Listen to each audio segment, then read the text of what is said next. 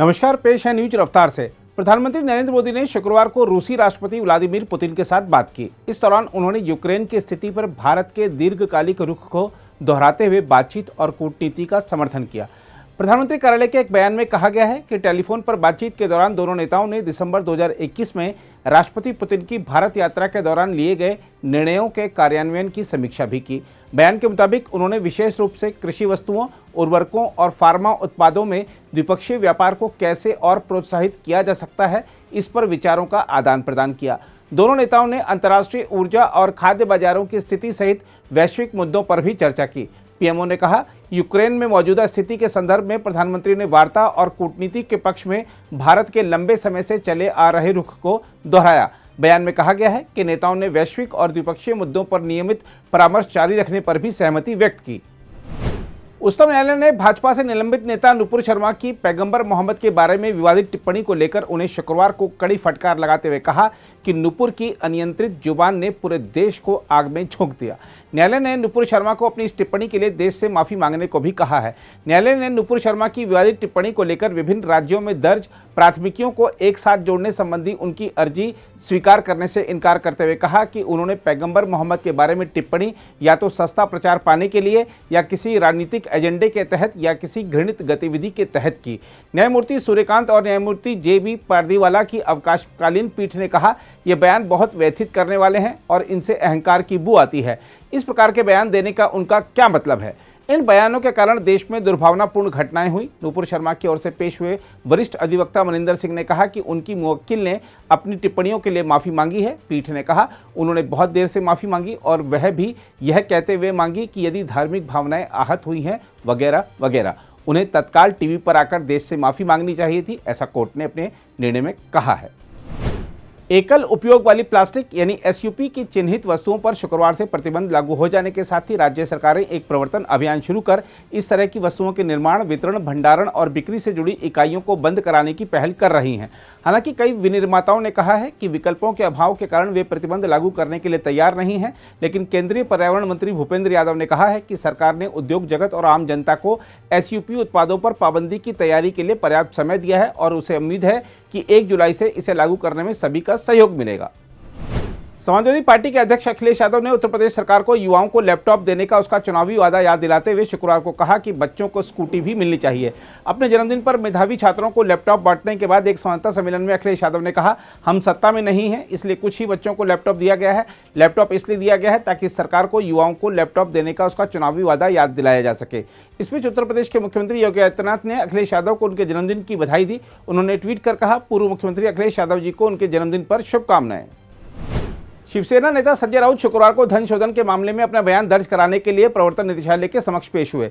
संजय राउत सुबह करीब 11:30 बजे दक्षिण मुंबई में बलार्ड एस्टेट में स्थित ईडी कार्यालय पहुंचे। केंद्रीय एजेंसी के कार्यालय के बाहर बड़ी संख्या में पुलिसकर्मियों की तैनाती की गई थी और बड़ी संख्या में शिवसेना के कार्यकर्ता वहां मौजूद थे।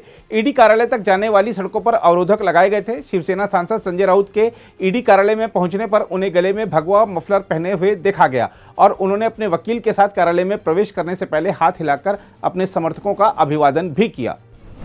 उदयपुर में दर्जी कन्हैयालाल की हत्या की साजिश रचने के आरोप में गुरुवार रात 2 लोगों को गिरफ्तार किया गया। उदयपुर में पुलिस के एक वरिष्ठ अधिकारी ने कहा, 2 लोगों को गिरफ्तार किया गया है। दोनों दर्जी कन्हैयालाल की हत्या की साजिश में भागीदार थे और उनसे पूछताछ की जा रही है। गिरफ्तार आरोपियों की पहचान मोहसिन और आसिफ के रूप में हुई है। उधर राजस्थान सरकार ने गुरुवार देर रात उदयपुर के पुलिस महानिरीक्षक और पुलिस अधीक्षक सहित भारतीय पुलिस सेवा के 32 अधिकारियों के तबादले के आदेश जारी किए। कार्मिक विभाग की ओर से जारी आदेश के अनुसार उदयपुर सहित 10 जिलों के पुलिस अधीक्षकों के तबादले किए गए हैं। सरकार ने पेट्रोल और डीजल तथा विमान ईंधन यानी ATF के निर्यात पर शुक्रवार को कर लगा दिया।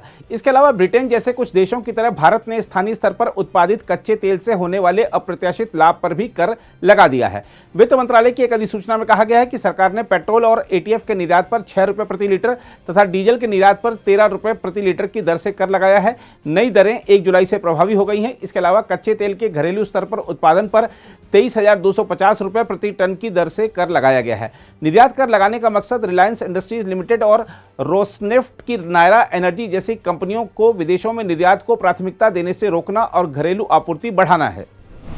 यूक्रेन के बंदरगाह शहर ओदेसा में शुक्रवार तड़के रिहायशी इमारतों पर रूस के मिसाइल हमलों में 2 बच्चों समेत कम से कम 18 लोगों की मौत हो गई। यह हमला ऐसे समय में हुआ है जब रूसी सेना काला सागर के एक प्रमुख द्वीप स्नेक आइलैंड से गुरुवार को पीछे हट गई। हमले के वीडियो में ओदेसा के दक्षिण पश्चिम में करीब 50 किलोमीटर दूर स्थित छोटे से शहर सेरहिवका में इमारतों का मलबा देखा गया। यूक्रेन के राष्ट्रपति कार्यालय के उप प्रमुख किरिल तिमोशेंको ने कहा कि 2 बच्चों समेत 18 लोगों की मौत हो गई है।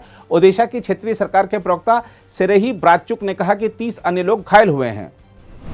अनुभवी खिलाड़ी अजंता शरद कमल आगामी बर्मिंघम राष्ट्रमंडल खेलों से पहले 3 से 10 जुलाई तक पुर्तगाल दौरे पर 10 सदस्यीय भारतीय टेबल टेनिस टीम की अगुवाई करेंगे। टीम में 5 पुरुष और इतनी ही महिला टेबल टेनिस खिलाड़ी हैं, जिनके साथ 2 कोच रमन सुब्रमण्यम और अनिंदिता चक्रवर्ती जाएंगे। शरद के अलावा पुरुष टीम के अन्य सदस्य सानिल शेट्टी, गुणशेखरन साथियान, हरमीत देसाई और मानुष हैं। महिला टीम में श्रीजा अकुला, रीध टेनिसन, मनिका बत्रा, दिया चिताले और स्वस्तिका घोष शामिल हैं। रिलायंस इंडस्ट्रीज लिमिटेड के शेयर में भारी गिरावट के साथ प्रमुख शेयर सूचकांक बीएसई सेंसेक्स शुक्रवार को 111 अंक टूटकर बंद हुआ। इस दौरान 30 शेयरों पर आधारित सूचकांक 111.01 अंक यानी 0.21% की गिरावट के साथ 52,907.93 अंक पर बंद हुआ। नेशनल स्टॉक एक्सचेंज का निफ्टी 28.20 अंक या 0.18% की गिरावट के साथ 15,752.05 अंक पर बंद हुआ। अगर आप भी लेना चाहते हैं देश दुनिया की तमाम जानकारी तो आज ही सब्सक्राइब करें हमारे चैनल को। साथ ही नीचे दिए बेल आइकन को जरूर दबाएं ताकि हर अपडेट आप तक पहुंच सके।